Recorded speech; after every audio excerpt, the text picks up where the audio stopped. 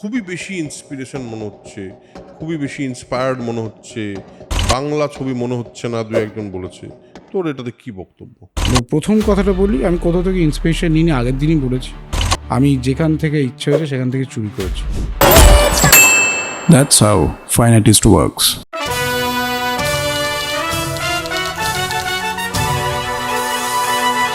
তো ভালো ছবি হলে সবাই দেখবে, সেটা কোনো ল্যাঙ্গুয়েজ ব্যারিয়ার বাদ দিয়ে। একাডেমি অফ ফাইন আর্টসের সিটটা কোথা থেকে এসেছিল? একাডেমি অফ ফাইন আর্টসের অ্যাকচুয়াল সিড এই 30 দিন হওয়ার পর তোর জার্নিতে তুই কি বুঝতে পারলি, কি শিখলি?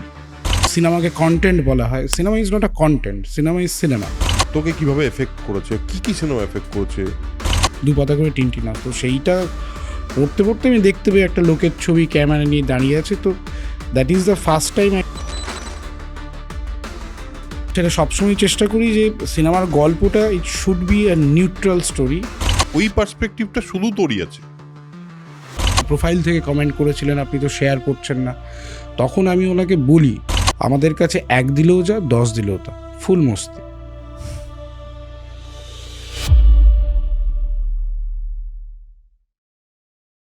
Hello and welcome to Soul Connection podcast. আজকাল খুব চলছে রেহমান ডাকাত, খুব হিট ধুরন্ধর। তো আমি আজকে এই জন্য ধুরন্ধর স্টাইলের একটুখানি জামা কাপড় পরে বসেছি। তার কারণ আমার সঙ্গে যার আজকের এপিসোডটা, সেও বেচারা ধুরন্ধর কাজ করে ফেলেছে। সে বাংলায় একটি সিনেমা বানিয়েছে একাডেমি অফ ফাইন আর্টস বলে, যেটা 30 দিন চলেছে এবং শুধু চলেনি, টক অফ দ্য টাউন হয়ে উঠেছে। এবং বেশ কিছু মানুষ, প্রচুর মানুষ দেখেছে ছবিটা, দেখে ভালো বলেছে, কিছুজন খারাপও বলেছে। আমি দেখেছি, আমার পার্সোনালি খুব ভালো লেগেছে। ওর সঙ্গে একটা এপিসোড অলরেডি হয়েছিল, সেই এপিসোডটায় ওর সঙ্গে না, প্রডিউসার ডিরেক্টর দুজনের সঙ্গে ছিল। বাট পার্সোনালি ওর সঙ্গে পডকাস্ট করার ব্যাপারে আমি প্রথম যখন ওকে ডেকেছিলাম বা সৌম্যকে ফোন করে বলেছিলাম, আমার মনে হয়েছিল ছবিটার মধ্যে এই পসিবিলিটিটা আছে যে ছবিটা চলতে পারে বা ছবিটা মানুষের ভালো লাগতে পারে, এবং ছবিটার মধ্যে একটা সাহসের ছোঁয়া আমি দেখতে পেয়েছিলাম। ছবিটা দেখার পরও আমার তাই মনে হচ্ছে। সেজন্য আমার মনে হলো যে জয়ব্রত দাস, যে পরবর্তীতে হয়তো আরও বড় বড় ভালো ভালো ছবি বানাবে, তার পডকাস্ট ডেবিউটা সোল কানেকশন পডকাস্টেই হওয়া উচিত, সন্দেশ টিভিতেই হওয়া উচিত। সো আজকের আমাদের এপিসোডের অতিথি Joyabrata Das, the director of Academy of Fine Arts. তো আমরা কি ফাইন আর্টস নিয়ে কথা বললাম, নাকি আমরা ভায়োলেন্স নিয়ে কথা বললাম, নাকি আমরা তার যে ছবি রিলিজ করা আটকানো সেই নিয়ে কথা বললাম, সেটা তো পডকাস্টটা দেখলেই জানতে পারবেন। So sit back, relax and enjoy the podcast.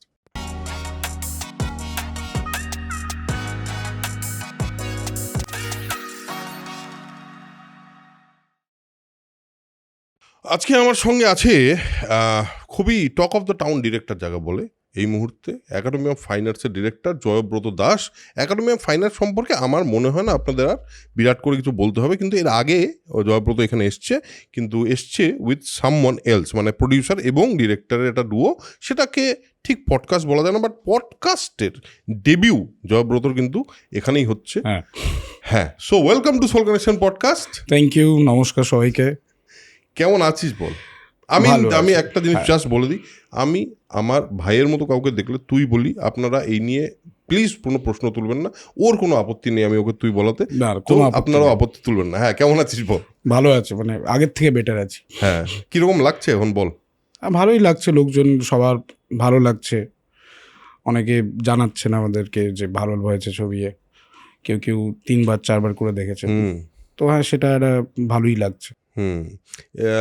একটা যখন বানিয়েছিলি, যখন ছবিটা বানানোর প্রসেস দিয়ে গেছিলি, সেই প্রসেসটা একরকম, তারপর রিলিজের প্রসেসে আরেক রকম একটা কমপ্লিকেশন জার্নি। হ্যাঁ, ওটাও একটা জার্নি। ওটা নিয়ে একটা সিনেমা করা যায়। হ্যাঁ, আমি সেটাই বলি। ওইটা কি ওইটার সময় তোর মাথায় কি চলছিল? মানে যেদিন শুনলি তুই রিলিজ হবে না, সব কিছু রেডি, তুই তার সেদিনই এসেছিলি, আগের দিনই আমার এখানে এসেছিলি।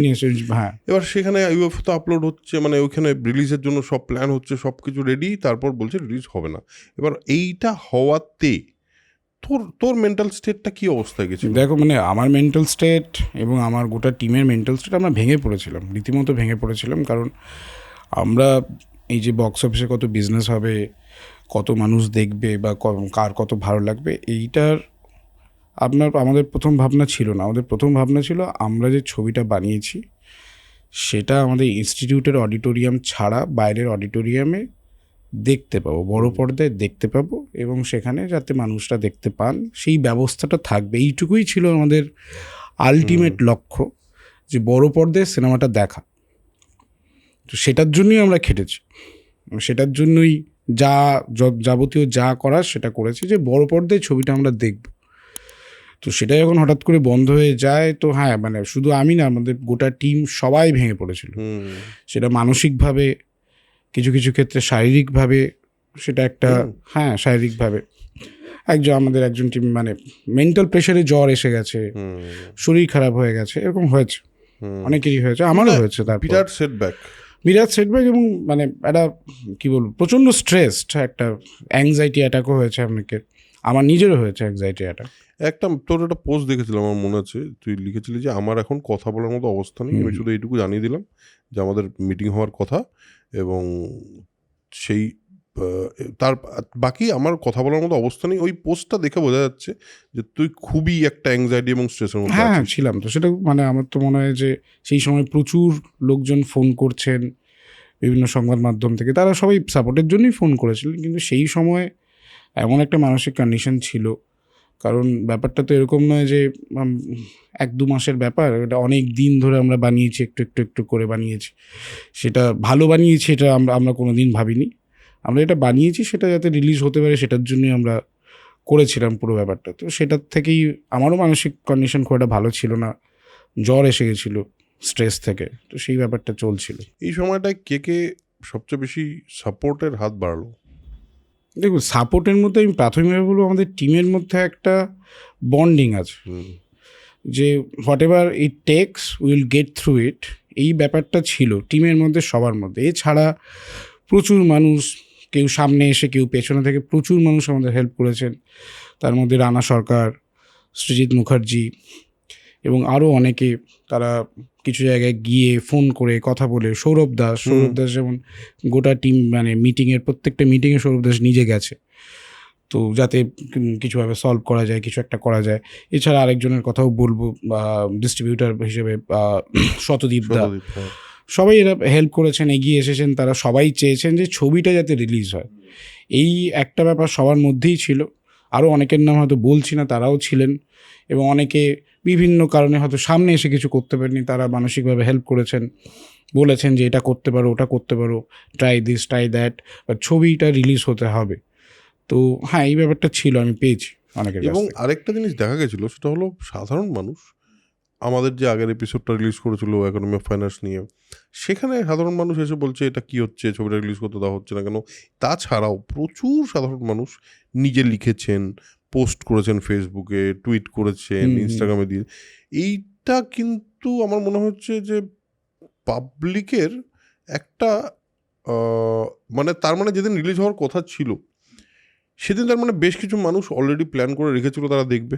একদমই, মানে এরকম প্রচুর মেসেজ আমিও পেয়েছি পার্সোনালি, তারা ফেসবুকেও লিখেছেন, তারা ওয়েট করেছিলেন ছবিটা কবে আসবে, রিলিজ হবে, কারণ সেই অনুযায়ী আমাদের তো ওইটুকু বাজেট, সেই অনুযায়ী আমরা কয়েকটা ব্যানার প্ল্যান করেছিলাম, পোস্টার লাগিয়েছিলাম, তারপরে দেখবে আমরা আর পোস্টার লাগাতেও পারিনি। ঠিক তারপর তো হাত দিয়ে, মানে তোরা নিজেরাও তো পোস্টার লাগিয়েছিলি। হ্যাঁ, সে তো আমরা নিজেরাই পোস্টার লাগিয়েছি, তারপরে যে একবারই পোস্টার লেগেছে, তারপরে আর লাগাসনি। তারপরে এখন ছবি 30 দিন চলছে, সেই যে পোস্টার অনেকে লাগায় যে 30 days 25 days ব্লকবাস্টার, হ্যাঁ তেন, ওগুলোর কোনো কিছুই আমরা লাগাতে পারিনি, কারণ আমাদের কাছে বাজেট নেই। কারণ সিনেমা থেকে যে টাকাটা আসছে সেটা আসতে অনেক টাইম লাগে, তো সেটা আমাদের কাছে কোনো বাজেট নেই। তো সেটা তো একটা সেটব্যাক ছিলই, মানুষের কাছে সেটব্যাক ছিল, যে তারা ট্রেলার দেখেছেন, গানটা যেটা আমরা বানি সেটা দেখেছেন, তারা প্ল্যান করেছেন ছবিটা দেখতে যাবেন। এবং সেক্ষেত্রে আমার মনে হয় যে কোনো মানুষ যারাই লিখেছেন, তারা একটা জিনিস আমাদের মতো মনে করেন যে ফ্রিডম অফ স্পিচটা থাকা দরকার। সেটা আমরা ভারতের কনস্টিটিউশন মেনে যখন একটা ছবি বানাচ্ছি, এবং সেখানে যাতে CBFC সার্টিফাইড ছবি আমরা বানাচ্ছি, এবং সেটা রিলিজ করার সমস্ত ব্যবস্থা করেছি, সেটা আমার মনে হয় যে সেটা সবাই বুঝেছিলেন যে ছবিটা রিলিজ করা আটকানোটা ঠিক না। তো সেটা সেই ব্যাপারে এটা আমরা পেয়েছি, এবং প্রচুর মানুষ অনলাইনে, ফোনে মেসেজ করে সাপোর্ট করেছেন ছবিটাকে। এখন তো economy of finance talk of the town হয়ে গেছে, সেই সময় তো হয়েছিল, এখন অবধি পরশুদিন আমরা বসে আড্ডা মারছিলাম, সেখানেও একাডেমি অফ ফাইন আর্টসের কথা একবার এসছে। তো এই যে একটা এতটা ওভারওয়েলমিং রেসপন্স যে পাবে, সেটা কোনোদিন সেইভাবে ভেবেছিলি তোরা? না, মানে সেভাবে তোরা কি ভেবেছিলি? তোদের এক্সপেকটেশন ছিল কোনো যে কি হতে পারে? আমাদের এক্সপেকটেশন ছিল আমরা যেভাবে চাই সেইভাবে একটা ছবি বানাতে চাই, হুম, সেখানে যেভাবে চেয়েছি, সেটা খারাপ ভালো সেই ব্যাপারে আমি কথা বলছি না, যেভাবে চাই সেইভাবে আমরা একটা ছবি বানাতে চাই এবং সেটা বড় পর্দায় দেখতে চাই। হুম, এইটুকুই ছিল আমাদের বেসিক আইডিয়া। হুম, আমরা এইভাবে চাই একটা ছবি বানাতে, যেখানে যা যা হয়েছে সেরকমভাবেই সমস্ত কিছু থাকবে এবং সেটা বড় পর্দায় দেখতে চাই। এইটুকুই ছিল। এই যে এক্সপেকটেশন আমরা ভাবিনি যে কত টাকার বিজনেস হবে, কি হবে, ব্লকবাস্টার হবে, সুপারহিট হবে। মানে তোমরা হয়তো খেয়াল করে দেখবে আমরা এখনও অবধি সেটা এথিক্যালিও আমরা কোথাও নিজেরা ছবিকে সুপারহিট ব্লকবাস্টার কোথাও ক্লেম করিনি, হুম, হুম, কারণ এটা আমাদের এক্সপেকটেশন ছিল না। এটা বলাও আমাদের মানে এটার জন্য আমরা ছবিটা বানাইনি। এই জন্যই এথিক্যালি এই জায়গা থেকে আমরা কোথাও এটা লিখিনি, কোনো পোস্টারে লিখিনি, কিচ্ছু লিখিনি। হুম, এখন দেখবে কোনো পোস্টারে নেই, রাইট নেই, মানে কোনো সোশ্যাল মিডিয়াতেও নেই। সোশ্যাল মিডিয়াতে আমরা কোথাও ক্লেম করি হ্যাঁ, সুপারহিট ব্লকবাস্টার। যে অনেক ছবিতেই আমরা দেখতে পাই যে নিজেরাই বলে দিচ্ছেন সুপারহিট। কারণ এটা আমার পার্সোনালি মনে হয় অ্যাজ আ মেকার, যে আমি ছবি বানালাম, আমি নিজেই নিজের ছবিকে সুপারহিট বললাম, এটা অত্যন্ত নার্সিসিস্টিক বিহেভিয়ার। তো সেই জন্য আমরা কোথাও বলিনি, মানুষ বলেছে। কেউ বলেছেন স্লিপার হিট, কেউ বলেছেন হিট, কেউ বলেছে সুপারহিট। সেটা মানুষ বলেছে, বিভিন্ন পেজ বলেছে, মানুষরা বলেছে। দেখ অনুযায়ী, বক্স অফিস অনুযায়ী তো ইটস মানে সুপার হিট, কারণ বক্স অফিসে লোকজন প্রচুর মানুষ দেখেছে, প্রচুর মানুষ কথা বলেছে। আরেকটা ব্যাপার আছে, সেটা হলো আমার মনে হয় যখন ঘটনাটা ঘটে তখন কেউ বুঝতে পারে না, বাট ভবিষ্যতে যে পাথ হয় না, এক একটা ক্রস রোডে এসে এক একটা জিনিস ঘটে এবং তারপর কিছু কিছু রাস্তা আর একটু খুলে যায়। বেশ কিছু লোকজন আমাকেই বলেছে, মেসেজে বলেছে, কমেন্টে বলেছে, পার্সোনালি আমার পরিচিত মানুষজন বলেছে যে এই যে জিনিসটা করা যায় বা এই জিনিসটা যে দেখানো যায় বা এরকম একটা গল্প বলা যায়, এই ভাবনাটা ভাবতাম ঠিকই, কিন্তু সাহস করে উঠতে পারতাম না। আমার মনে হয় উইচ ইজ ভেরি ইম্পর্টেন্ট, যে কিছু লোক কিন্তু সাহস পেয়েছে। তুই অ্যাজ এ মেকার এই 30 দিন হওয়ার পর কি তোর জার্নিতে তুই কি বুঝতে পারলি, কি শিখলি?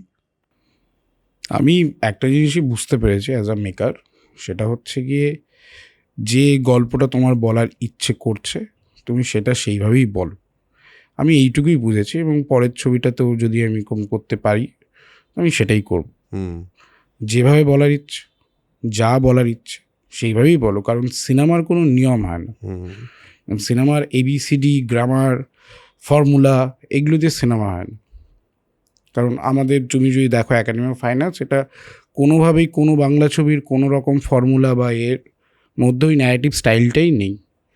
তো সেটা যখন ওয়ার্ক করতে পারে, তাহলে যার যেভাবে ছবি বলার ইচ্ছে সেই ডগমা স্টাইলেও ছবি বানাতে পারে, সেটাও ওয়ার্ক করতে পারে।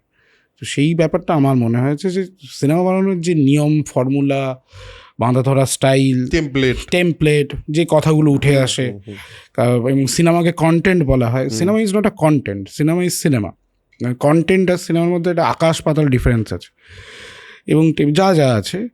তো সেই ব্যাপারগুলো থেকে বেরিয়ে যে সিনেমা বানানো যায় এবং সেটা যে ওয়ার্ক করতে পারে, সেটা আমি দেখে খুশি হয়েছি। এবং সেটা আমার অবভিয়াসলি সাহস এসেছে যে আরও অন্য ধরনের ছবি যদি আমরা বানাতে পারি, যে ভাবে সিনেমা তৈরি হয় না বাংলা ইন্ডাস্ট্রিতে, কিন্তু সারা পৃথিবীতে তৈরি হচ্ছে, সেই সাহসটাও তো অবভিয়াসলি এসেছে।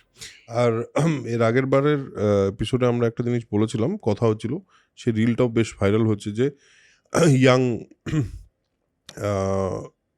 যে পার্সপেক্টিভ সেটা আসা, সেটা তো তোর এখানে আছেই, সেটা নিয়ে আমরা কথা বলেছি। কিন্তু এই যে অনেস্টিটা আছে, যে অনেস্টি আমি এটাই বলতে চাই। আর যে একটা আনঅ্যাপোলজেটিক ব্যাপার আছে, সেদিন শ্রীদার সঙ্গে আমার কথা হচ্ছিল about academy of Fine Arts. তো শ্রীদাও বলছিল যে আমরা অনেক জায়গায় আটকে যাই, অনেক সময় থাকে যেখানে আমরা আটকে যাই যে এইটা বলবো, এইটা দেখাবো। বাট তোর সেক্ষেত্রে you are very unapologetic from the first point. আমি মানে ফার্স্ট সিন থেকে ইট ওয়াজ ভেরি আনঅ্যাপোলজেটিক। এটা কি তোর বেসিক পার্সোনালিটি ট্রেট, নাকি তুই সিনেমার ক্ষেত্রে ইউ থিঙ্ক লাইক দিস? সিনেমার ক্ষেত্রে আই থিঙ্ক লাইক দ্যাট, কারণ এই আনঅ্যাপোলজেটিক ব্যাপারটা, ইট ওয়াজ মাই কনসাস ডিসিশন যে এটা গোটা সিনেমা জুড়ে থাকবে। হুম সেটা আমাদের গোটা টিমেরই ডিসিশন ছিল, আমরা এইভাবেই গল্পটা বলবো, যেভাবে আমরা চেয়েছি সেইভাবেই বলবো। তো সেটা ছিল। এবং হ্যাঁ বল। আমি বলছি যে এই যে ধর কিছুর মানুষ আছে, হুম সুজিতদা একদিন এই শোটা শেষে বলো না, শুটকি মাছের মতো আইদার আপনার খুব ভালো লাগবে নাহলে খারাপ লাগবে, বাট আমার মনে হয় শুটকি মাছ বানানোর একটা প্রসেস থাকে, হুম হুম প্রসেসটার উপর ডিপেন্ড করে শুটকি মাছের টেস্টটা হ্যাঁ কিরকম হ্যাঁ হবে। হ্যাঁ। কিছু মানুষ বলেছে অনেক ভুলভাল, মানে ভুলভাল বলতে তাদের ভালো লাগেনি, এই হ্যাঁ, তারা অনেকেরই ভালো লাগে, অনেকেরই দেখেছি, ভালো দেখেছি, লাগেনি, হ্যাঁ। সেইটাকে তুই কিভাবে নিয়েছিস? আমার তো খুব ভালো লেগেছে, তাদের ভালো লাগেনি। কারণ দেখো, সবার ভালো লাগতে হবে এইটা ভেবে তুমি সিনেমাটা বানাইনি। যাদের ভালো লেগেছে তাদের ভালো লেগেছে, যাদের ভালো লাগেনি লাগেনি, তাতে আমার কোনো আপত্তি নেই, তাদের উপর কোনো রাগও নেই। আমি দেখবে যারা যেগুলো খারাপ রিভিউ সেগুলো আমি শেয়ার করেছি। এবং একজন আপনাকে বোধহয় কোনো একজন ফেক প্রোফাইল থেকে কমেন্ট করেছিলেন, আপনি তো শেয়ার করছেন না। তখন আমি ওনাকে বলি যে আমাদের কাছে 1 দিলেও যা, 10 দিলেও তা, ফুল মস্তি। তো আমাদের কিছু যায় আসে না, কারণ আমাদের যেভাবে ইচ্ছে সেভাবে বানিয়েছি। সেটা লোকের ভালো লাগছে, নাও লাগতে পারে। পথের পাঁচালীও অনেকের ভালো লাগেনি, ক্রিস্টোফার নোলানের ইনসেপশনও অনেকে ভালো লাগেনি। খুললেই দেখতে হবে যে, আমি বলছি না আমাদের সিনেমা এই লেভেলে হয়েছে। তো সিনেমা যে সবার ভালো লাগতে হবে এই মাথার দিব্যি তো কেউ আমাকে দেয়নি। প্রথমত আমার ভালো লাগছে কিনা, আমার গোটা টিমের ভালো লাগছে কিনা, সেই ভিশনটা আমরা তৈরি করার জন্য সবাই এক হতে পারছি কিনা, সেটা হচ্ছে ফার্স্ট ইম্পর্টেন্ট কথা। তারপরে আমরা দেখতে পেয়েছি যে মেজরিটি অফ দ্য অডিয়েন্সের ভালো লেগেছে, তো সেটা খুবই ভালো ব্যাপার। কোনো দিন হয়তো একটা সিনেমা বানাবো যেটা আমরা বিশ্বাস করবো যে এটা খুব ভালো হবে, সেটা অডিয়েন্স ছুঁড়ে ফেলে দিতেই পারে, সেটাও হতে পারে, হতেই পারে। এই যে সাকসেস, মানে একটা সাকসেস, একজন ফার্স্ট তোর ডেবিউ ফিল্মে সাকসেস, অনেক সময় দেখা যায় ডেবিউ ফিল্মের সাকসেস একটা মানুষের মাথা ঘুরিয়ে দিতে পারে। সে পরের তার প্রতি একটা এক্সপেকটেশনের প্রেশার তৈরি হয়। জয়ব্রত বানাচ্ছে নিশ্চয়ই ভালো কিছু হবে, আমারও আছে এই এক্সপেকটেশনটা যে তুই এর পরের ছবিটা যখন বানাবি I would love to watch that film. এটা প্রেশার তো হয় মানুষের উপর। তো তোর কাছে এটা মনে হচ্ছে না যে পরের ছবিটা আমি কি করব বা কিভাবে করব, আমার প্রতি একটা এক্সপেকটেশন তৈরি হয়েছে দর্শকের, সেটা ফুলফিল করতে হবে? Do you have that pressure in you, within you? না, এই প্রেশারটা আমার মধ্যে নেই এখনও। তার কারণ হচ্ছে কি, আমি কয়েকটা বেসিক জিনিস জানি, যেটা আমি যাদেরকে দেখে ছবি বানাতে শিখেছি সেটুকু দেখেছি যে যদি প্রপার প্রিপারেশন নিয়ে রাইটিং করা যায়, প্রপার প্রিপারেশন নিয়ে প্রি প্রোডাকশন করা যায়, তাহলে ছবি একদম ফেলে দেওয়ার মতো তৈরি হবে না। এবং তুমি যেটা বললে মাথা ঘুরে যাওয়ার মতো, হ্যাঁ সেটা হয়েছে যে আমার কাছে অনেকজনই যোগাযোগ করেছেন ছবি বানানোর জন্য, কিন্তু আমি নিজেদের যেটা জানি সেটা হচ্ছে যে স্ক্রিপ্টটা যেটা নিয়ে কথা হচ্ছিলো এইটা শুরু হওয়ার আগে, সেটা আমি অনেকদিন ধরে লিখেছি। ইটস আ প্রিপেয়ার্ড স্ক্রিপ্ট এবং অনেক রিসার্চ আছে ওর মধ্যে, তো আমি ওটাই করব। এবং সেটার জন্য ব্যাপারটা হচ্ছে কি, আমাকে অনেকগুলো অফার হয়তো এখন ছাড়তে হবে। সেটা আমি একটা জিনিস পার্সোনালি মনে করি, it's not about the money, it's about sending a message. তো এইটা যেটা জোকার বলেছিল ডার্ক নাইটে, তো এই ব্যাপারটা আমি মনে করি, কারণ film making is not about money for me, I think. এবং সেটা আমি সারা জীবন চাইবো এটা কোনো দিন যাতে না হয়। যদি এটা হয়ে যায় তাহলে আমার ক্রাফট চলে যাবে। কারণ money is a by product, কারণ ইটস প্রাইমারিলি আর্ট ফর্ম। তো সেই ক্ষেত্রে আমার যেটা মনে হয় যে আমি প্রপার প্রিপারেশন নিই, গোটা টিম, আমাদের যারা টিম আছে তারা প্রপার প্রিপারেশন নিয়ে পরের ছবিটা আমরা বানাবো। একই ডেডিকেশন, যে অনেস্টির কথা তুমি বলছিলে, সেইটা আমাদের থাকবে। বাকিটা দর্শকের হাতে। কিন্তু ওটার জন্য আমরা আলাদা করে ওই এক্সপেকটেশন ফুলফিল হবে কিনা ওটা ভেবে ছবি বানাবো না। ওটা বানালে তো ছবিটা হবে না, ছবিটা হবে না। এক্সপেকটেশন ফুলফিল হবে কিনা সেটা ভেবে আমরা ছবিটা বানাবো না। কিন্তু যা যা করার দরকার একটা ছবি বানানোর ক্ষেত্রে, যতটা সময় দেওয়া দরকার একটা সিনেমা, সেই সময়টা আমরা দেবো এবং সেটা দিয়ে তারপরেই আমরা শুটিংয়ে যাব। তোদের টিমে কতজন লোক আছে? আমার টিমে যারা এই ছবিতে ছিল তারা এখন অনেকেই বাইরে বাইরে চলে গেছে, যে যার নিজের মতো কাজ করছে। কোর গ্রুপটা যেটা যারা ছিল তারা এখনও আছে, এবং তাদের মধ্যে একজন এখন বাইরে আছে, তাকেও আমরা বলেছি যে তুই চলে আয়, আমরা একসাথে একটা ছবি করবো। তো ওরাই করবো, সেটা এসআরএফ টেরি গ্রুপ, মোটামুটি এসআরএফ টেরি গ্রুপ সবাই। তোর পার্সোনাল জার্নিটা সম্পর্কে সেদিন কমপ্লিট কথা হয়নি আমাদের। তোর ছোটবেলায় সিনেমাটা তোর কাছে কী ছিল, মানে ছোটোবেলার থেকে সিনেমা কিভাবে তুই উইটনেস করেছিস এবং সিনেমাটা তোকে কিভাবে এফেক্ট করেছে, কি কি সিনেমা এফেক্ট করেছে? দেখো মানে ছোটোবেলা থেকে সিনেমার সাথে পরিচয় আমার আনন্দমেলার পাতা থেকে। সেটা হচ্ছে গিয়ে আনন্দমেলায় সত্যজিৎ রায় বিশেষ সংখ্যা আসত ওই মে মাসের এতে। তো আমার দাদা মানে মাসির ছেলে যে আনন্দমেলা পড়তো এবং সেটা জমানো থাকতো, তো ওখান থেকে আমি সমস্ত আনন্দমেলায় টিনটিন পড়তাম বেসিক্যালি। 2 পাতা করে টিনটিন আসতো, সেইটা পড়তে পড়তে আমি দেখতে পেয়ে একটা লোকের ছবি ক্যামেরা নিয়ে দাঁড়িয়ে আছে। তো that is the first time I got interested in this thing, আর I didn't know what is this. এটা কত বয়সে? এটা তখন বোধহয় আমার ক্লাস 2 বা 3 ওরকম, মানে এটা কি আমি মানে ব্যাপারটা জানি না। এবার তখন আমি অত বড় বড় আর্টিকেলও পড়তে পারি না, তখন আমি মাকে বলেছিলাম এটা পড়ে শোনাও কি আছে, তো মা পড়ে শুনিয়েছিল। তো সেখান থেকে আস্তে আস্তে আমার ইন্টারেস্ট আসতে শুরু করে। এবং তারপরে আমি আরেকটু যখন বড় হলাম, যখন ক্লাস 5, কারণ আমি দেখতাম যে আমার বন্ধুরা সবাই কার্টুন দেখছে, আমি কিন্তু HBO খুলতাম লুকিয়ে, সিনেমা দেখতাম। কী সিনেমা চলছে সেটা ইম্পর্টেন্ট নয়, যেটাই চলতো সেটাই দেখতাম। HBO, স্টার মুভিজ, এগুলোতে সিনেমা দেখতাম। এছাড়া ধরো কিছু কিছু সিনেমা তো বাড়ি থেকে আমাকে দেখেছে, যেমন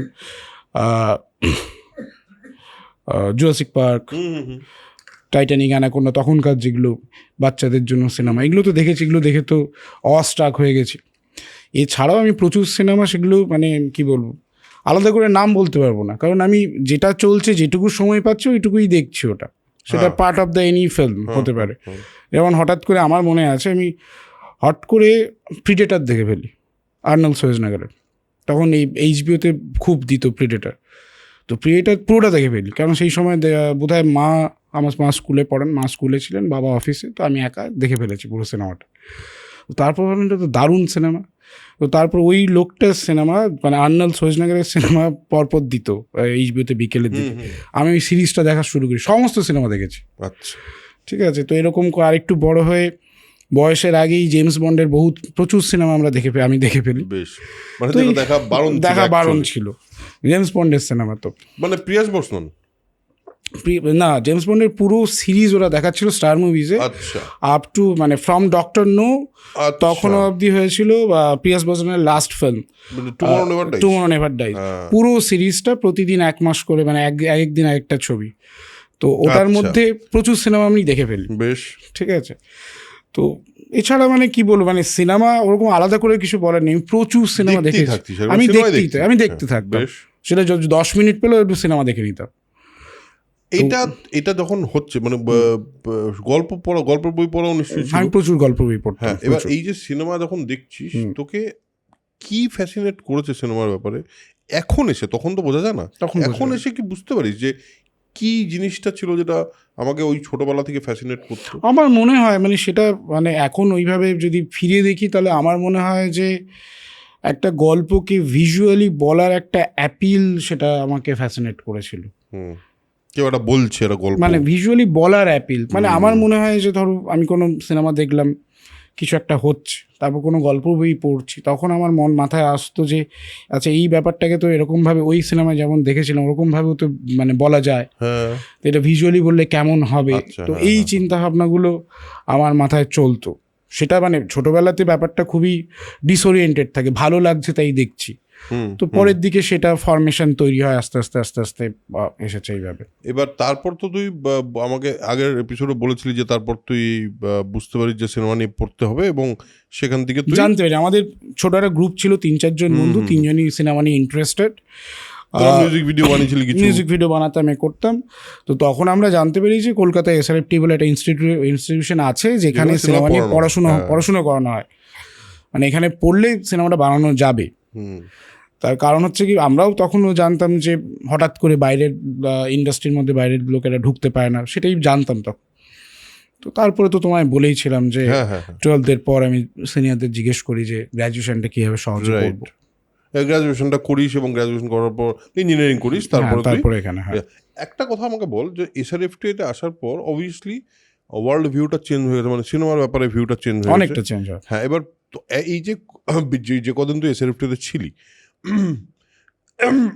তোর তার আগের যে ভিউ পয়েন্ট বা পয়েন্ট অফ ভিউ, সেটা বদলাতে বদলাতে কোন কোন কোন কোন সিনেমা দেখলি যেগুলো দেখে মনে হলো আচ্ছা মানে এরকমভাবেও গল্প বলা যায়, এইটা কোন কোন সিনেমা বা কোন কোন ক্ষেত্রে হলো? এরকম প্রচুর সিনেমা আমি এসআইএফটিতে দেখেছি, হুম যেটা মানে দেখো এসআইএফটি ঢোকার আগে তো একটা জোনের সিনেমাই দেখতাম, সেই অ্যাক্সেসটাই ছিল।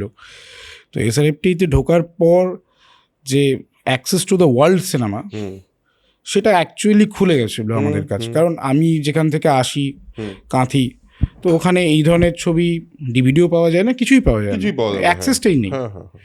ঠিক আছে, তো আমার যেটা সবচেয়ে ভালো লেগেছিলো এসআইএফটি ইন্টারভিউর সময় আমাকে অনেক প্রশ্ন জিজ্ঞেস করা হয়েছিল, আমি বলেছিলাম আমি জানি না, কারণ সেগুলো আমি সত্যিই জানি না। মানে অন্যরা যারা ওখানে পরীক্ষা দিতে মানে আসেন তারা হয়তো জানেন, সেটা আমি জানি না। এবং সেটা এসআরএফটি সমস্ত টিচাররা অ্যাকসেপ্ট করেছিল যে আচ্ছা জানে না, নাই জানতে পারে। আমি তখন বলেছিলাম আমি তো জানার জন্যই পড়তে এসেছি এখানে। তো they accepted it and I got into SRFT. তো হ্যাঁ, প্রচুর সিনেমা আছে, এবং আলাদা করে আমি নাম বলতে পারবো না।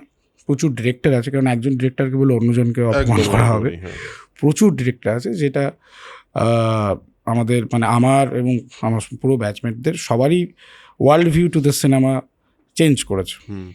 একটা জিনিস আমার মনে হয় অনেক সময় আমি দেখেছি, এটা নিয়ে তোর বক্তব্য আমি জানতে চাইবো, যে অনেক সময় একটা ফিল্ম ইনস্টিটিউট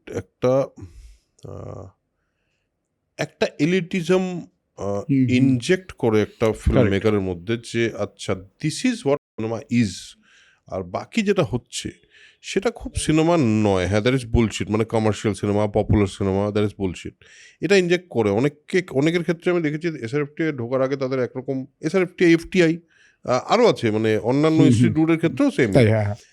এবার এবং কমার্শিয়াল সিনেমার প্রতি বা কমার্শিয়াল পপুলার সিনেমার প্রতি তারা এপাথি তৈরি হয়। তারা কোথাও একটা মনে হয় এগুলো কিছু সিনেমাটির মান নয়। এটা তোর ক্ষেত্রে হাউ ডিড ইট ওয়ার্ক? কারণ তুই যে ছবিটা বানিয়েছিস সেটা কিন্তু এটাকে একেবারেই সাপোর্ট করে না, আমি যেটা বলছি এটা এগেইনস্টে গিয়ে কথা বলে। তো তোর ক্ষেত্রে এটা হাউ ডিড ইট ওয়ার্ক? তো কারণ হচ্ছে কি, আমি যাদের কাছ থেকে প্রাইমারিলি সিনেমাটা শিখেছি তারা সবাই কমার্শিয়াল ডিরেক্টর।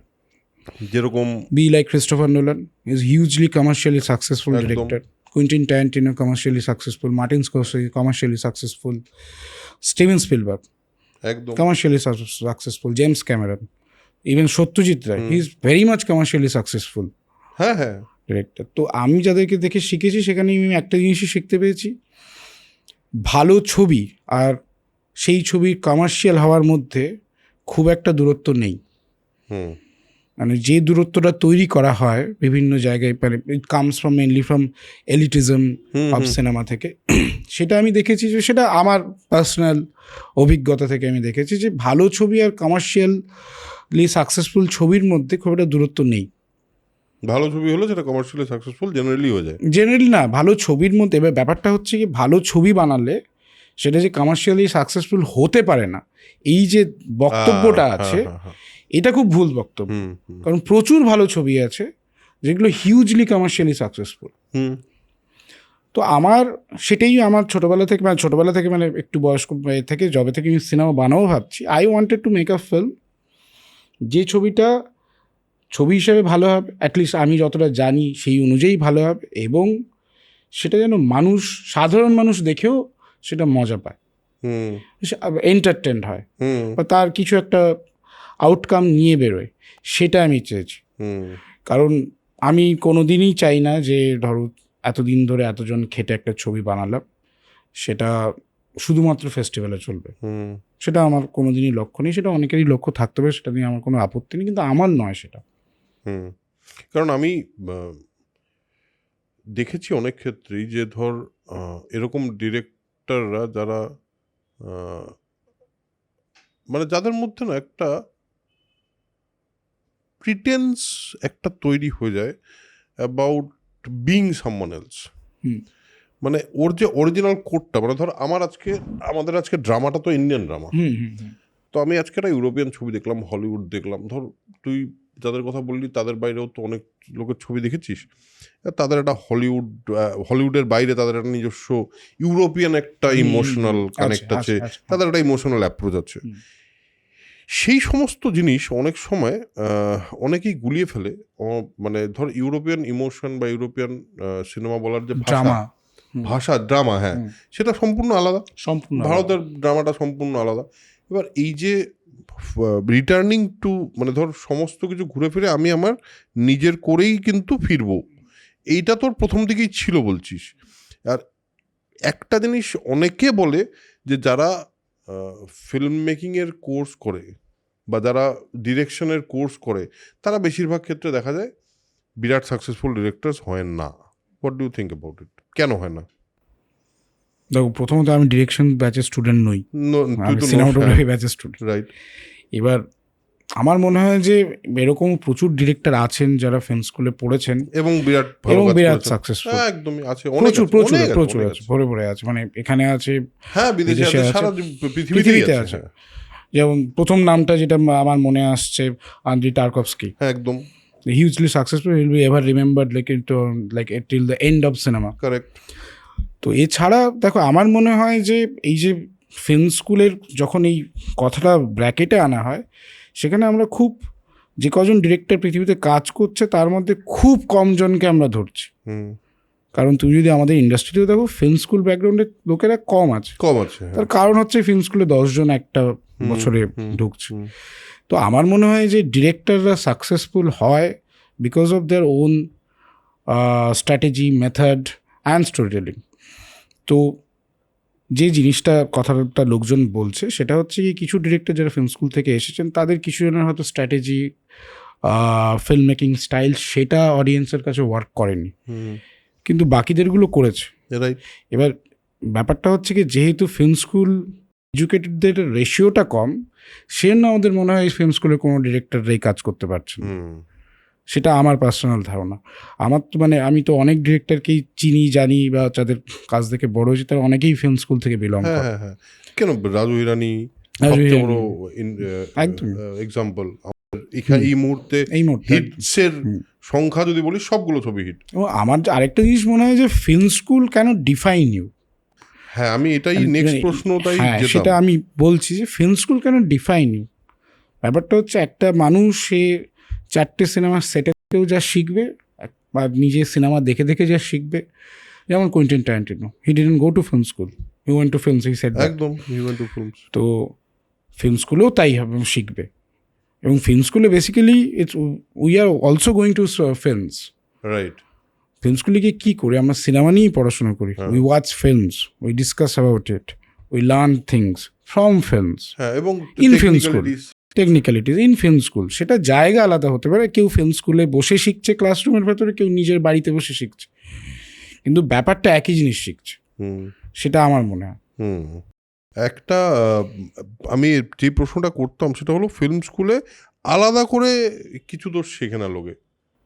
আমার মনে হয় যে ফিল্ম স্কুলে, ধরো, film school can give you the knowledge, but how you create the knowledge and implement in your work, it's totally up to you.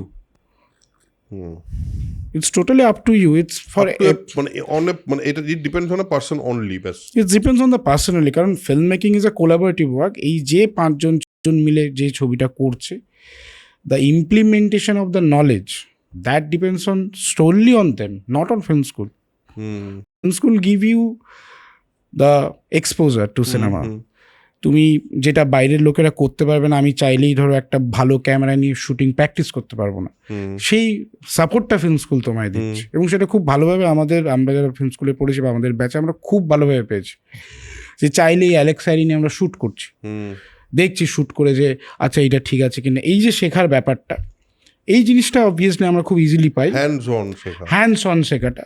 কিন্তু হাউ ইউ ইমপ্লিমেন্ট ইট, এটা ফিল্ম স্কুল তোমাকে কিছু গাইডবুক লাইন্স দিয়েছে, কিন্তু কিভাবে সেটা implement হচ্ছে, কিভাবে ওয়ার্কআউট করছে, কিভাবে অডিয়েন্সের কাছে পৌঁছচ্ছে বা পারসিভড হচ্ছে, সেটা টোটালি ডিপেন্ড করে যারা সিনেমাটা বানাচ্ছে তাদের ওপর। এটা আমার পার্সোনাল ধারণা। সেটাই আমারও মনে হয় তাই হওয়া উচিত। কারণ একটা মানুষ, ধর সে তার একটা অরিজিনাল গল্প বা সে একটা নিজের গল্প বলার থাকতে পারে। আমার পার্সোনাল মতামত হলো, যতক্ষণ না ইউ হ্যাভ এ স্টোরি যেটা তুমি বলতে না পারলে তোমার অসুবিধা হচ্ছে, বা একদম তুমি you really want to tell that story. এবার এটার আমরা সেদিন আমি আর প্রেমাসী আলোচনা করছিলাম যে আমরা সবসময় বলি যে tell your story, hmm but এই টেল ইওর স্টোরিটা এটা তো নয় যে তোর জীবনে একাডেমি অফ ফাইন আর্টস ঘটেছে। না এটা নয়, নয় তো, তুই তো এটা করিসনি, না আমি এগুলো কোনোদিন করিসনি, খুন তো করিসনি তুই, আর কেউই করে না জেনারেলি। কিন্তু how do you make it personal? কারণ ultimately it has to be personal. না, it has to be personal. আমি রাইটিংয়ের সময় একটা জিনিস করি, সেটা হচ্ছে কি যখন আমি ধরো রাইটিং করছি, পার্সোনাল ইনফ্লুয়েন্স রাইটিংয়ে চলে আসবেই। হ্যাঁ। যেমন বলে রাখি, বাম ডানের ব্যাপারটা আমার হতো আগে, আচ্ছা। আমি নিজেই গোলাতাম স্কুটি চালাতে চালাতে, আমি কেউ বললো বাম দিকে, আমি মানে নির্ধারিতভাবেই ডান দিকে ঢুকবো, হবেই, ঠিক আছে, এটা আগে হতো। তো যখন লিখছি তখন এটা হতো, তাই আই ইনকর্পোরেট দিস থিং। এরকম প্রচুর পার্সোনাল এক্সপিরিয়েন্সেস এগুলো এসেছে, কিন্তু আমি চেষ্টা করি as a writer not to make it personal. আমি চেষ্টা করি একটা third person point of view থেকে পুরো গল্পটা দেখতে, যাতে ব্যাপারটা একটা সিনেমাটা আমার পার্সোনাল এক্সপিরিয়েন্স না হয়ে যায়। মানে সেটা আমি সেটা সবসময় চেষ্টা করি যে সিনেমার গল্পটা it should be a neutral story from my perspective when I am writing it. সেটা আমি চেষ্টা করি from your perspective, right? From your perspective, from a third person point of view. ঠিক আছে, সেটা তো বুঝলাম, কিন্তু ওই পার্সপেক্টিভটা শুধু তোরই আছে।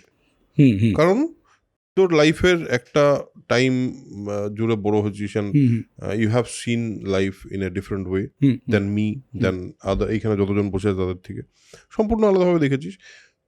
তোর ইনফ্লুয়েন্সেস, তোর পড়াশোনা, তোর বোধ, তো সব কিছু আলাদা। তো সুতরাং পার্সপেক্টিভটা তো সম্পূর্ণ ইউনিকই হবে তোর। পার্সপেক্টিভ ইউনিক হবে, কিন্তু আমি চেষ্টা করি third person point of view থেকে পুরো গল্পটা দেখা। মানে বলতে পারো যে ইগলস আই দিয়ে দেখা যে কি হচ্ছে। মানে আমার লাইফে ধরো একটা ঘটনা একরকমভাবে ঘটেছে বলে যে আমার সিনেমাতে সেইটা সেইভাবেই ঘটবে, না তা নয়, এটা আমি করি না, এটা আমি কনসিয়াসলি করি না। মানে সেটা ইচ্ছা হয় করে দিতে, এটা তো হয়েছিল এরকম ভাবে, এটা এরকমভাবে করি, কারণ যেভাবে হয়েছিল that may not be a cinematic way that happen in my life, but in cinema it has to be cinematic. Correct. তো সেই ব্যাপারটা আমি এই করি, রাইটিং এর সময় রাখিস, রাইটিং এর সময় খেয়াল করি। মানে I take components from my life, not a entire structure. Correct. That's also personal, কারণ তুই যখন তোর পার্সপেক্টিভে থার্ড পার্সন থেকে দেখছিস, but you are writing it, right? তো সেইটার থেকে তো একটা পার্সোনাল কানেকশন তো থেকেই যায়। But I try to minimise them just to take components of the personal, not the story line. কারণ আমি যদি আমার গল্প বলতে প্রচন্ড বোরিং গল্প হয়ে যেতে পারে, মানে এটা তো সবসময় হয়। এবার এই যে একটা গল্প বলবো বলে আমি ডিসাইড করলাম যে আমি না এই গল্পটা বলতে চাই, তোর কি মনে হয় এটা সিড কোথা থেকে আসে? মানে একাডেমি অফ ফাইন আর্টসের সিডটা কোথা থেকে এসেছিল? একাডেমি অফ ফাইন আর্টসের অ্যাকচুয়াল সিড আমার এসেছিল অনেক দিন আগে, সেটা হচ্ছে ওশানস 11 দেখে। আচ্ছা, বহুদিন আগে, সেটা ক্লাস 9 বা 8 আমি দেখেছিলাম।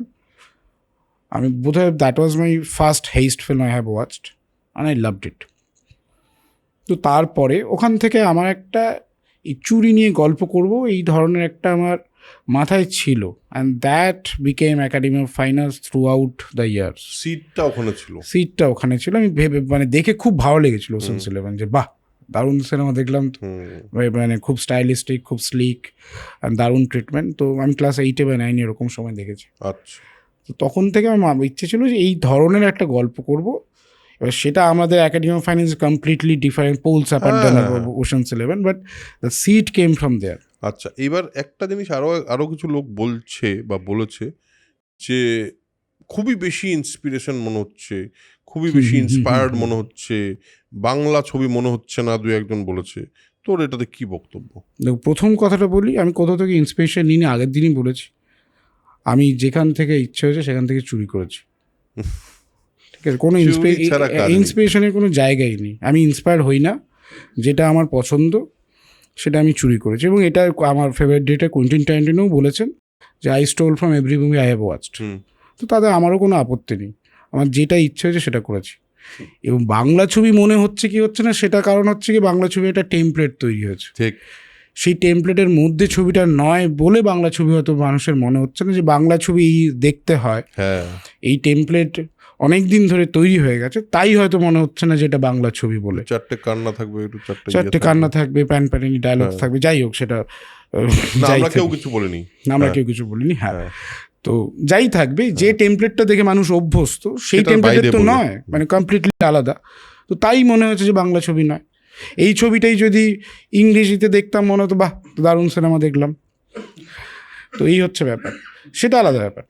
আমার একটা জিনিস মনে হচ্ছে যে কনটেক্সটের ক্ষেত্রে বোধহয় দু একজন আমাকেই বলছিল, বা আমি কোথাও একটা পড়লাম বা শুনলামও বোধহয়, যে কনটেক্সটটা বাংলা করা হয়নি, বাংলার মত বাংলা হচ্ছে না। আর আমার মনে হয় যে চরিত্রগুলো তো সবগুলো বাঙালি, হুম। এবং তারা যথেষ্ট বাঙালি হিসেবেই বিহেভও করছে, এরকম না যে তারা অবাঙালির মতো করে বিহেভ করছে, তাও কিন্তু নয়। হ্যাঁ, তাদের লুক কয়েকটা জায়গায়, কিছু ক্ষেত্রে তাদের লুকের একটা নিজস্ব জায়গা আছে। আর আমার কিন্তু পার্সোনালি কোথাও এটাকে অবাংলা সিনেমা মনে হয়নি, বাংলা সিনেমাই মনে হচ্ছে। মনে হচ্ছে যে এটা একটা অন্য বাংলা সিনেমা, হুম। সেটাই মনে হচ্ছে। সেটা তো আমার মনে হয় তোরও তাই বক্তব্য। ওভারঅল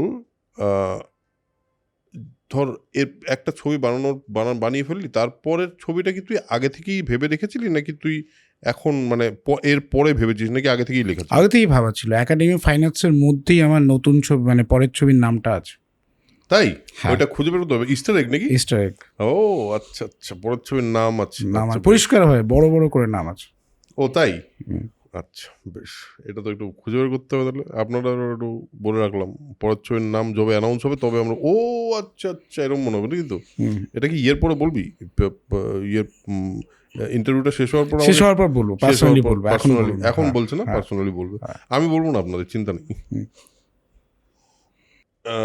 একজন ফিল্ম মেকার হিসেবে তুই যখন ইন্ডাস্ট্রিতে পা রাখলি with Academy of Fine Arts, প্রথমে সৃজিত মুখার্জি প্রচণ্ড সাপোর্ট করলো। তারপরে রিলিজ হওয়ার পর, রিলিজের সময় কী হয়েছে বললি, রিলিজ হওয়ার পর তুই ইন্ডাস্ট্রি সম্পর্কে, তুই তো ইন্ডাস্ট্রিতে পা রাখলি সেই অর্থে প্রথম ছবি দিয়ে, এবং প্রথমেই একটা সেটব্যাক অ্যান্ড এভরিথিং যাই হলো, তারপরে সাকসেস, এই পুরোটা একটা রিটেন ড্রামার মতো, একদম রিটেন বললাম তো, ড্রামা, সিনেমা হয়ে হ্যাঁ সিনেমার মতো।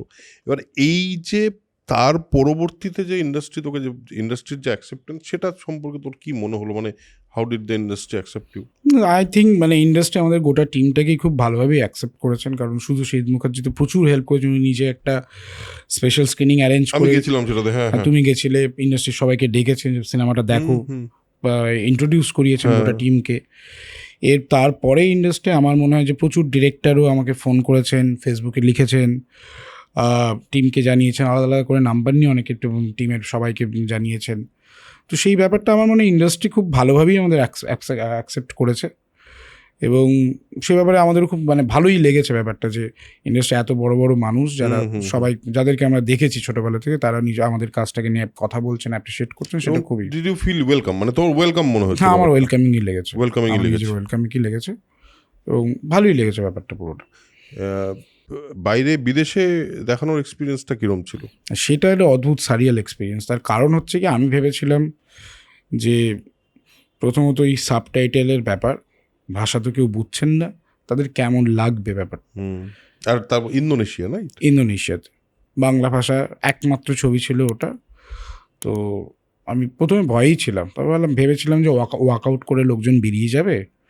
তো শেষে একটা কিউএনএ ছিল, আমি ভাবছিলাম কিউএনএটা বোধহয় হবে না, এরপরে একটা খাওয়া দাওয়ার ব্যাপার আছে, ওখানেই চলে যাই, ঠিক আছে। এবং সেইভাবে মানে ইন্টারভ্যালের সময় আমি ঢুকেছি, ঠিক আছে। ঢুকে ইন্টারভ্যালের সময়, ওখানে তো ইন্টারভ্যাল নেই, ইন্টারভ্যালের ওই মিডওয়েতে আমি ঢুকেছি। ঢুকে দেখি people are enjoying it and they are reacting to the scenes, হ্যাঁ, they are reacting throughout the film. এবং সেটা শুধু তারা তো ডায়লগের পাঞ্চ বা কমিক পাঞ্চ এইগুলো ওনারা বুঝতে পারছেন না, সবটা বুঝতে পারছেন না, কারণ এখানে একটা খিস্তি করলে যে আনন্দটা মানুষের হয় সেটা তো ওনারা বুঝতে পারছেন না। ওনারা সিন প্রোগ্রেশন, ন্যারেটিভ স্টাইল, আর হচ্ছে কি সাবটাইটেল পড়ে পড়ে they are enjoying and reacting to it. এবং তারপরে আমি যে ঢুকেছিলাম, আমি ওই আইলে পুরো বাকি 1.5 ঘন্টা দাঁড়িয়েছিলাম। দেখা তো অবভিয়াসলি আমি জাস্ট অবাক হয়ে দেখছিলাম যে ওনারা কীভাবে কোথায় রিয়্যাক্ট করছেন, and up to the climax. তারপরে দাঁড়িয়ে স্ট্যান্ডিং ওভেশন, তারপরে মানে যা হয়েছে কিউএনএ ছবি দিয়েছি মানে কিউএনএ প্রচুর প্রশ্ন, এই ওই হেন মানে দে নিউ, মানে আমাদের এই যে ফেস্টিভ্যালের ক্যাটালগেই ছিল যে আমরা কীভাবে বানিয়েছি গল্পটা, they asked about the journey and all. তারপরে হচ্ছে গিয়ে কোশ্চেন্স অ্যাবাউট দ্য ফিল্ম, যে মানে দে আন্ডারস্টুড দ্যাট যে each characters are associated with one cardinal sins, they understood it, they clarified from me. এরকম প্রচুর প্রশ্ন হয়েছে। তারপরে অনেকে বলেছে এটা আমাদের দেখা ফেস্টিভ্যালের বেস্ট সিনেমা।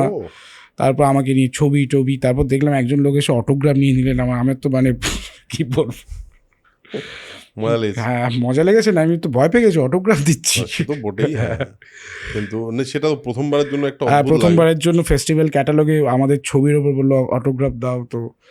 তো সত্যি মানে এই রিয়াকশন আমি পাবো সত্যিই ভাবিনি। আমি ভেবেছিলাম যে হট করে লোক বেরিয়ে যাবে, বুঝতে পারবে না ছবিটা, বেরিয়েই যাবে হয়তো লাস্টে 10-15টা লোক যেমন হয় ওরকম হয়। তারপর দেখি হাউসফুল ছিল ফ্রম বিগিনিং টু এন্ড। দেখলাম আমি তো ভিডিও ছবিতে দেখলাম, এটা কিন্তু হেভি এক্সপিরিয়েন্স। হ্যাঁ, এটা আমার কাছে মানে বিশাল এক্সপিরিয়েন্স, কারণ ভাষার গণ্ডিটা পেরিয়ে যেভাবে বাইরের যারা কেউ আমাদের বাংলা ভাষা জানেন না, তারা যেভাবে ছবিটা এনজয় করেছেন এবং ভালো বলেছেন, ছবি অ্যানালিসিস করেছেন, প্রচুর রিভিউ বেরিয়েছে ওদের ওখানে।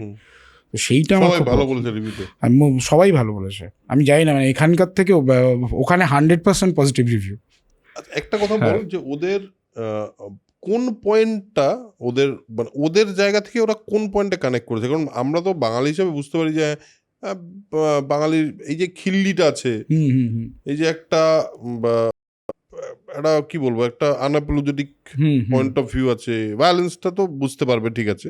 তো বাকি জায়গাগুলো সেগুলো তোরা না বুঝেও ওরা কোথায় কানেক্ট করলো তাহলে?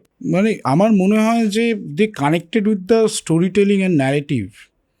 মানে আমি শুধুমাত্র কোনো একটা পয়েন্টে গিয়ে রিয়াকশান পাইনি, আমি throughout the film, throughout the scene by scene reaction পেয়েছি। আমার কাছে ভিডিও আছে, র্যান্ডম সিন, মানে সিনেমার মাঝখানের সিন, ওখানেও মানে লোকজন হাসছে, যেখানে আমাদের নর্মাল লোকজন হাসছেন, ওনারাও ওখানে হাসছেন।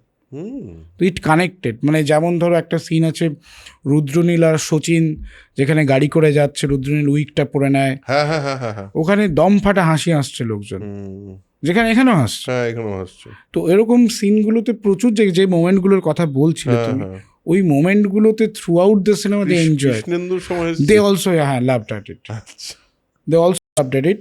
একটু আমি বুঝতে পারলো একটু পরে এলো হাসিটা, কারণ they read the subtitle, understood and then loved.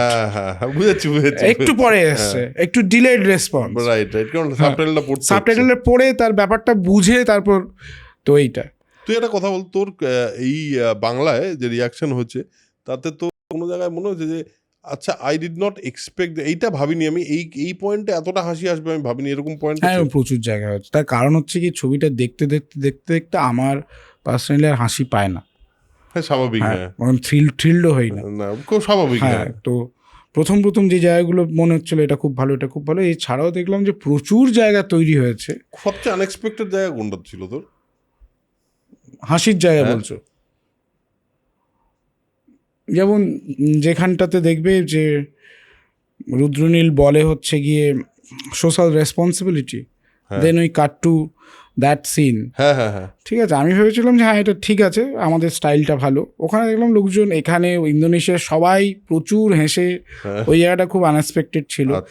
এছাড়া আরও বেশ কিছু জায়গা আছে যেখানে আমি রিয়াকশন এক্সপেক্টই করিনি।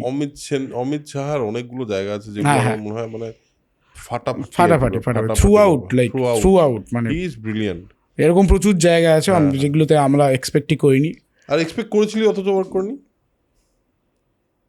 আমার মনে পড়ছে না, তার কারণ হচ্ছে কি আমি বললাম না, আমাদের এক্সপেকটেশনের জায়গাটাই তো ছিল না, কারণ এতবার দেখেছি। তো এই যে মানে আমি এটাও যখন দেখি যে পরিচয়পত্র কার্ডটা পড়ে যাচ্ছে নিচে, ওখানে অডিয়েন্সের রিয়াকশন, এখানে রিয়াকশন আমি কোনোদিন ভাবিনি, কারণ আমি কোনোদিন রিয়াকশন আসেনি আমার মধ্যে। ওখানে রিয়াকশন, তারপর যখন রুদ্র আর সৌরভ মুখোমুখি হলো, ওখানে অডিয়েন্সের রিয়াকশন, ফিস করে কথা বলছে। এবং সবচেয়ে ভালো লেগেছে যে সিনেমার প্রোগ্রেশনের সাথে সাথে অডিয়েন্স আর অলসো গেসিং যে কি হবে, হ্যাঁ এরপর কি এটা হবে, এটার পর কি এটা হবে, দে আর ডিসকাসিং। অ্যান্ড আমার এইটা ভালো লেগেছে, this film made a talking point. এই সিনেমা দেখার পরেও you will discuss about the film, Correct. সেটা খারাপ লাগুক ভালো লাগুক, এই জায়গাটা ভালো এই জায়গাটা খারাপ, এখানে ভুল ছিল এখানে ঠিক ছিল, we made a talking point which I liked. সেটা আমি এক্সপেক্ট করিনি, ওটা আমাদের এক্সপেকটেশনের বাইরে ছিল যে after coming out of theatre people will talk about the film. একটা জিনিস তো শেষের টুইস্টটা, যেটা বলছি না কি ও বলবো না, কিন্তু শেষের টুইস্টটা বেশিরভাগ লোকই কিন্তু বলেছে এক্সপেক্ট করেনি। পুরোটা বুঝেছিল, কিন্তু শেষের ওইটা যে কারণ হবে সেইটা অনেকেই এক্সপেক্ট করেনি, ইনফ্যাক্ট আমিও তাদের মধ্যে পড়ি। সেটা কি তোর মনে হচ্ছিল যে এটা যদি ধরে ফেলে? এটা কি হ্যাঁ মনে হয়েছিল, দেখো মানে ব্যাপারটা হচ্ছে কি আমি টুইস্টটা এরকমভাবেই রাখতে চেয়েছি রাইটিংয়ে, লাইক মানে একটা কথা আছে না, চেকআপস গান, যে it's always in front of you, the twist is always in front of. Even তুমি যদি আবার ছবিটা দেখো দেখবে যে ও যে সিনেমার মাঝখানে যেখানে হয় ব্যাপারটা, ওকে আমরা কিন্তু প্রপারলি হ্যাঁ দেখিয়েছি। হ্যাঁ হ্যাঁ হ্যাঁ, তুই দেখিয়েছি, আমি জানি, হ্যাঁ আমি জানি, এবং এটা পরে আচ্ছা হ্যাঁ তাই তো, কারণ ওটা অ্যাকচুয়ালি বলাই আছে। বলাই আছে, এরকম আমরা দেখিয়েছি অন স্ক্রিন হ্যাঁ দেখিয়েছি, হ্যাঁ হ্যাঁ ট্রু। ঠিক আছে? তো we wanted to do this, it will happen in front of you, but তুমি খেয়াল করো না। হাইডিং ইন প্লেন সাইড, হ্যাঁ। তুমি খেয়াল করবে না, আর যদি খেয়াল করে নিয়েছেন তাহলে তো খুবই ভালো ব্যাপার।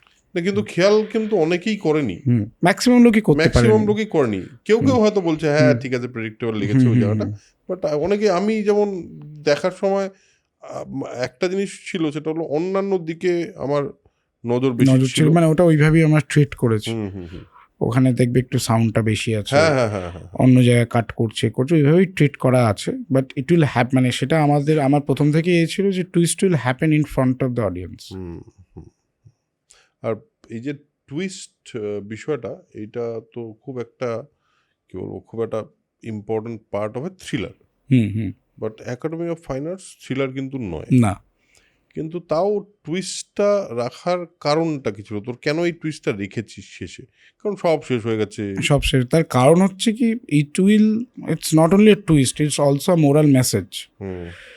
যে যদিও পেয়ে যেত ওখানে এটা, তাহলে সিনেমাটা স্ট্যান্ড পয়েন্ট ঠিক থাকতো না, রাইট, স্ট্যান্ড পয়েন্ট ঠিক ঠিক ঠিক থাকতো ঠিক, না। একদমই তাই।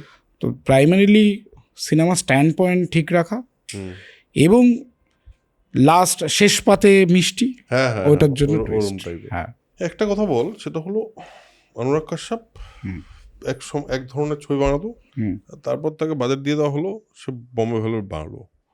এবার তোর ক্ষেত্রে পরের ছবি নিশ্চয়ই বাজেট বেশি হবে অবভিয়াসলি, তো সেইটার রিস্কটা সম্পর্কে ভেবেছিস?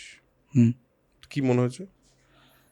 ভেবেছি আমি একটা জিনিস, সেটা এই সিনেমাতেও চেষ্টা করেছি, পরের সিনেমাতেও তাই করব, maximum utilisation of available budget. তো এখানে যেইটুকু সামর্থ্য ছিল তার ম্যাক্সিমাম ইউটিলাইজেশন আমরা করার চেষ্টা করেছি। সেম জিনিস আমরা পরের ছবিতেও করব, এবং আশা করি ওই ব্যাপারটা হবে না। বম্বে ভেলভেট হয়ে যাবে না, আশা করি হবে না। আশা করি আমার হবে না। মনে হয় যে অনুরাগ কাশ্যপের বম্বে ভেলভেটের ওপর ওনার কিছু নির্দিষ্ট ক্যাটাগরাইজ করতে হয়েছিল, যে এটা এইভাবে হতে হবে, এটা এইভাবে হতে হবে। তো সেই প্রেশারটা যদি থাকে তাহলে তো আমি সিনেমাটা আর তুই বানাবো না। প্রেশার নিবি না, এটা তো তুই ওই প্রেশার আমি পরিষ্কার করে একদম দিয়েছিস। পরিষ্কার কথা, তাই যদি আমি 5 বছর বাদে সিনেমা বানাতে হয় তাই বানাবো, কিন্তু ওই প্রেশারটা তুই ওই নিবি না। প্রেশার আমি নেব না, যে এটা করতে হবে বা এটা করতে হবে, এটা টেমপ্লেট, এটা রাখতে হবে, এই ব্যাপারটা করতে হবে, ওই প্রেশার আমি নেব না। একটা জিনিস তোকে বলবো, প্রডিউসার ওয়ান্টেড ইট বলে যে ছবির গানটা বানিয়েছি, চুরি ছাড়া কাজ নেই, কিন্তু ঘটনা হলো ওই গানটা আমার মনে হচ্ছিল যদি ছবির শেষে থাকতো একবার মজাই লাগতো দেখতে, কিন্তু স্টিল হ্যাঁ। তোর কাছে ব্যাপারটা ইজ ভেরি ক্লিয়ার যে প্রডিউসার যাই চাক সেটা সিনেমার বাইরে চাইতে পারে, সিনেমার বাইরে চাইতে পারে, কিন্তু সিনেমার মধ্যে চাইতে পারবে না। না, কারণ সেটা যদি এবার যাই চাক বলতে প্রডিউসার যদি ঠিক জিনিস চায়, একদম হুইচ ঠিক ইজ জিনিস যদি better for the film. Right right. আমি সবসময় মানে সেটা আমার ডিওপির কাছ থেকে হোক, আমার এডিটারের কাছ থেকে হোক, what ever suggestion is good for cinema. কারণ একটা মানুষের মাথা থেকে তো সমস্ত কিছু ঠিক ডিসিশন হবে এটার কোনো মানে নেই। ডিরেক্টর মানি যে তার ডিসিশন ঠিক, এতে আমি বিশ্বাস করি না। কারণ film making is a collaborative work. মানে আমাকে প্রচুর আইডিয়া আমার এডিটার দিয়েছে, আমার ডিওপি দিয়েছে, কিছু অ্যাক্টার দিয়েছে। যেগুলো আমার ভালো লেগেছে which works better for the film, সেটা কিন্তু আমি ওপেনলি নিই, কারণ তাতে একটাই জিনিস হয়, সিনেমাটার বেটারমেন্ট হয়। আলটিমেটলি সিনেমাটার বেটারমেন্ট হয়, এবং সেটা সেই ব্যাপারটা আমি ঠিক রাখি যে শুধু প্রডিউসার যদি সত্যি কিছু ভালো ইনপুট দেন সেটা আমি অবভিয়াসলি নেব। কিন্তু ওই যে কি একটা টেমপ্লেট প্রেশার বা একটা স্পেসিফিক জিনিস করতে জোর করা, হ্যাঁ, একটা জোন ধরে একটা স্টাইলে কাজ করা, সেইটা আমি করব না। তাতে যদি আমাকে ওয়েট করতে হয় করব।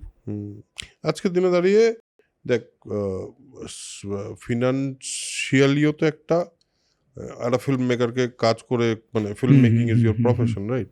তো সেক্ষেত্রে যদি এরকম হয় যে ধর একদমই মানে তোর কাছে উপায় নেই, তোকে করতেই হবে, তখন মানে এইটাকে কিভাবে ম্যানেজ করবি? ফিল্ম মেকিং ছাড়া অনেক কিছু পারি, বেশ, করে নেব। সেটা ঠিক আছে তো, একদম করে নেব, লিখে দেবো।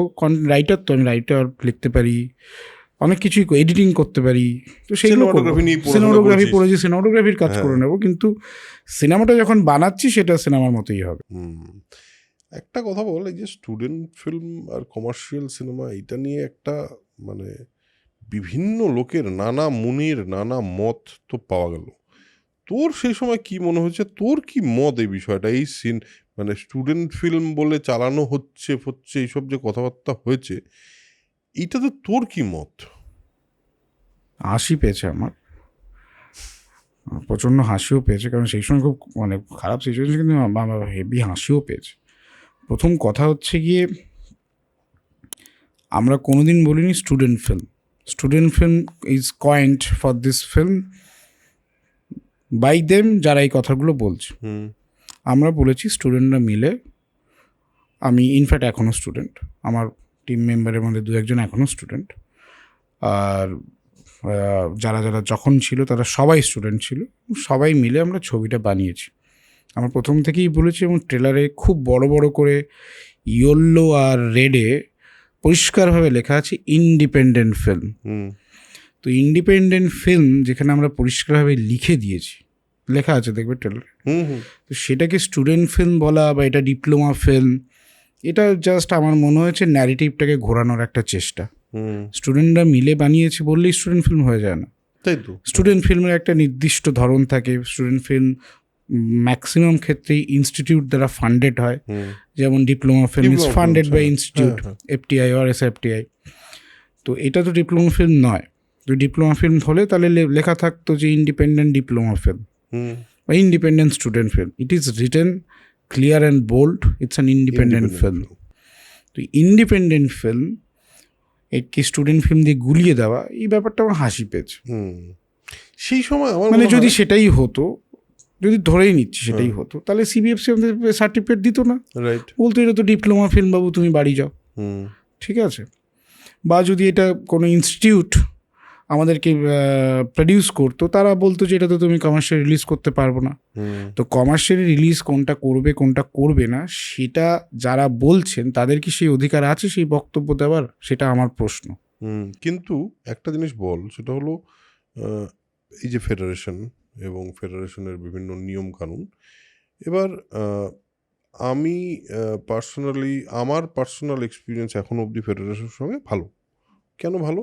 তার কারণ হলো, আমি আমিষ করতে গেছিলাম, আমিষ করার সময় আমি ফেডারেশনের থেকে মানুষজন চেয়েছি, এবং ঠিক যতজন দরকার আমার ততজনকেই দিয়েছি, কিন্তু কোনো রকম ইয়ে করেনি। এবার এই যে ফেডারেশনের নিয়ম কানুন বা এই যে একটা সংঘাতের মতো দেখা গেল, এখন এসে তোর কি মনে হয় যে না, সংঘাত কিন্তু ফেডারেশনের সাথে আমাদের হয়নি, না হয়নি। আচ্ছা, এই যে ব্যাপারটা তুই যেটা বললে, ওটা ওনারাও আমাদের বলেছেন যে তোমরা যদি ছবি করতে চাও আসবে, তোমাদের যতটা দরকার তোমরা সেইভাবে কথা বলে সেটা করবে, ঠিক আছে? সেই সংঘাতের জায়গায় কিন্তু যায়নি। ওনারাও যথেষ্ট মানবিকভাবেই আমাদের সাথে কথা বলেছেন, দেখেছেন পুরো ব্যাপারটা, সেটা আমরা দেখেছি। মানে ফেডারেশন, আমরা ফেডারেশনের লোক একে বলেও এসেছি, আমার যখন হবে আমি তোমাদের কার্ড করাবো, কার্ডটা রেডি রেখো, সবই বলে এসেছি। তো সেই ব্যাপারটা তো আছে, সেই ব্যাপারটা হয়েছে, আমাদের সংঘাতের জায়গায় তৈরি হয়নি। কিন্তু আমাদের যেটা খারাপ লেগেছিল, সেটা খারাপ লাগা অবশ্যই ছিল যে আমাদের ছবি কেন আটকে দেওয়া হয়েছে। সেই পয়েন্টে আমরা প্রথম থেকেই স্থির ছিলাম, এখনও স্থির আছে যে ছবিকে আটকে দেওয়া হয়েছে। কারণ যদি সেটা অন্য কোনো কারণে হয়ে থাকে, সেটা that should be resolve with that person. মানে আমাদের ছবিকে স্কেপগোট করা উচিত হয়নি, সেটাই হচ্ছে আমার বক্তব্য ছিল। তাই প্রতি চক্রবর্তীর ব্যাপারটা সিদ্ধাও বলছিল যে সিদ্ধাও খুবই মানে ঢুকে মিটিং টিটিং করেছে, হ্যাঁ, এই ব্যাপারটা। সিদ্ধা প্রচুর ফোন করেছে হ্যাঁ, এবং কথা বলেছে। এবং সত্যি কথা বলতে কি স্বরূপ বিশ্বাস বাবুর সাথে যখন মিটিং হয়েছে উনি খুব ভালোভাবেই আমাদের সাথে কথাবার্তা বলেছেন। উনিও টেস্ট বলেছেন যে ছবি রিলিজ করো, কোনো অসুবিধা নেই। তো সেই ব্যাপারগুলো আমরা রাইট পেয়েছি। রাইট। হ্যাঁ, না, আমার মনে হয় অনেক সময় কি বলতো, অনেক সময় না একটা ন্যারেটিভও তৈরি করা হয় যে ন্যারেটিভটা আবার সেই ন্যারেটিভটাও ঠিক না, যে ফেডারেশন মানেই একটা এমন কিছু যেটাতে হাত দেওয়া যাবে না, বাবা ও ব্যাপারটা। এই ন্যারেটিভটাও তৈরি করা এই হয়। ন্যারেটিভটাও কিন্তু তৈরি করা হয় অন দ্য মানে আদার সাইড। এই উল্টো দিকেও ব্যাপারও আছে, ওই দিকের ব্যাপারও আছে, সবই আছে। But finally the best thing is that ছবিটা রিলিজ হয়েছে। এবং বাট তোর এই মুহূর্তে দাঁড়িয়ে এই যে চারিদিকে যা মানে, তুই তো সিনেমার ইন্ডাস্ট্রির একটা পার্ট, তো এখন তোর চারিদিকে দাঁড়িয়ে যা মনে হচ্ছে, তোর কি মনে হচ্ছে যে খুব শিগগিরই যেভাবে একাডেমি অফ ফাইন আর্টসকে লোকে অ্যাকসেপ্ট করলো, তোর কি মনে হয় যে খুব শিগগিরই বেশ কিছু এরকম অন্যরকম ছবি করার সাহস লোকজন পাবে এবং বদলাবে কিছু? আমার তো তা মনে হয়, আমার সত্যি তাই মনে হয়। তা যদি হয় সেটাই একাডেমি অফ ফাইন আর্টসের সাফল্য, অ্যাকচুয়াল সাফল্য, যে সাকসেস যেটা, সেটাই হবে। যদি বাংলা ছবির ট্রেন্ড চেঞ্জ হয়, কি যেভাবে ছবি বানানো হচ্ছে বা এতদিনের যে একটা style and pattern and template তৈরি হচ্ছে, সেটা ভেঙে যদি অন্যরা সেই ধরনের ছবি বানান, নতুনরা সেই ধরনের ছবি বানান, তাহলে সেটাই আই থিঙ্ক যে একাডেমি ফাইন্যান্সের অ্যাকচুয়াল সাকসেস হবে। কারণ দেখো, আমরা একটা অস্কার উইনিং ছবি বানাইনি, এরকমও বানাইনি যেটা অসাধারণ ছবি হয়েছে, এটা আমি মনে করি না বানিয়েছি। কারণ যেদিন আমি এটা মনে করবো সেদিন আমার ছবি বানানো বন্ধ হয়ে যাবে, শেষ হয়ে যাবে। কিন্তু এই জিনিসটা যদি হয়, তাহলে সত্যি বলবো যে কষ্টটা আমরা দিয়েছি, যে পরিশ্রমটা দিয়েছি, সেটার একটা পেব্যাক আমরা পাবো। যে আরও কিছু ছবি এই ধরনের নতুন ন্যারেটিভ, নট নেসেসারিলি যে পাল্প ফিকশনই হতে হবে, একদম অন্য কিছু যেটা বাঁধা টেমপ্লেটের মধ্যে নয়, সেই ধরনের ছবি যদি তৈরি হয় এবং সেটা কমার্শিয়ালি অ্যাভেলেবেল হয়, তাহলে আমি মানে আমার সত্যি খুব ভালো লাগবে, গোটা টিমের খুব ভালো লাগবে। এটাই একাডেমি অফ ফাইন্যান্সের বেস্ট সাকসেস হবে। বেশ, না একদমই। আমার মনে হয় যে আমরা শ্রীদের সঙ্গে যেদিন কথা হচ্ছিল এই বিষয়েই কথা হচ্ছিল যে সত্যি কিছু মানুষ যদি নতুন কিছু একটা করার চেষ্টা করার সাহসটা পায়, তাহলে এই এই এফর্টটার আসল ভ্যালুটা পাওয়া যাবে এবং এই এফর্টটা আসল কন্ট্রিবিউশনটা দেবে তার ইন্ডাস্ট্রিতে। বক্স অফিসে কতটা সাকসেস হয়েছে সেটা তো একটা টেম্পোরারি সাকসেস, বাট সেটা যদি পরবর্তীতে তার একটা ছাপ ফেলতে পারে তাহলে সেটা অনেক বড় হবে। সো সেই আশাটা নিয়ে আজকের এপিসোডটা শেষ করি। হোপফুলি তুই মজা পেয়েছিস।